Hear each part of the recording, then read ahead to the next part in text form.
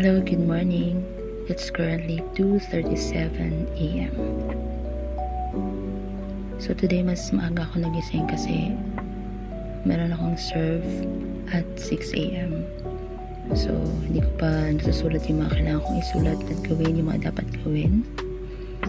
Pero always start your day with Jesus.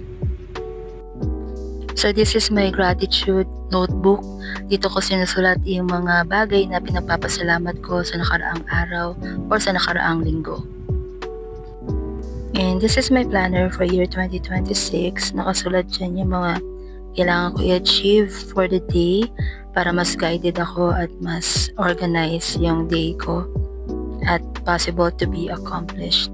So for this week, ang binibigay sa aking Bible verse ni Lord is Matthew chapter 6 verse 33, na kung saan dito natin makita yung sinabi niyang seek first His kingdom and His righteousness, and all these things will be given to you as well. O yung version na alam ko is seek ye first the kingdom of God and everything shall be added unto you.